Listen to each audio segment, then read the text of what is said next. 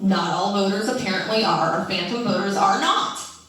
So there are a variety of reasons why voters are not at this address, and our canvassers, we've been discovering those. So Joyce and Jan, two of our patriots that have been out there with boots on the ground, are going to step on up here for a moment, and they're going to tell you about some of the things that they've seen in their canvassing.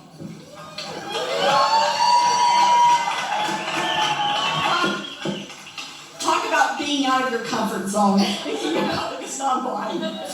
Anyway, all right. Dan and I will be brief since there are many people who wish to speak. Sorry.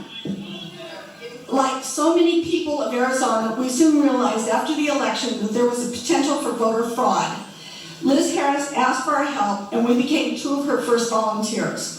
We have canvassed 119 addresses thus far, and out of those 119 addresses, we found 29 people who had moved, and we were unable to locate a new address for them. Some of them were actually, even the ones that we did find, were actually out of state.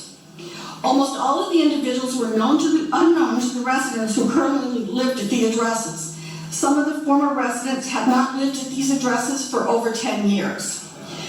We found 5 addresses at various apartment buildings with no apartment number attached. So there was no way to verify if the voters lived at these addresses or if the voter even existed.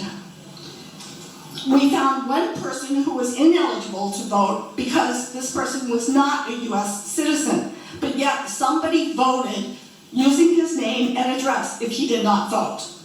We had 3 people whose relatives voted for them and signed the voter form for them. We found 5 people who had moved out of state. All 5 either voted in Arizona or someone voted for them in Arizona.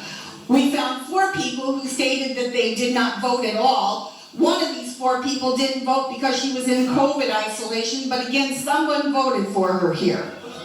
We also found another person who stated that when she went to the poll to vote, found that someone had already voted for her, and she was given the option of voting a provisional ballot, which she did, but she has no idea which ballot was counted.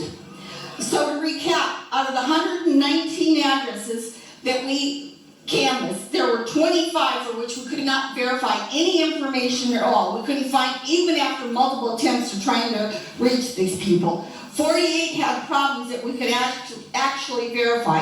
That means that nearly half of the address we canvassed had issues. Many may think this has been a waste of time, but election integrity is vital to our democracy. This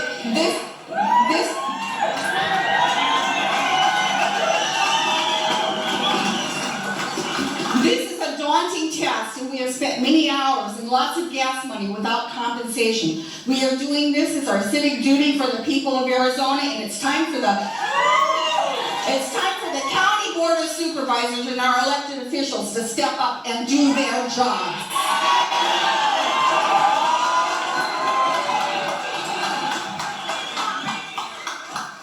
Yeah, do your job.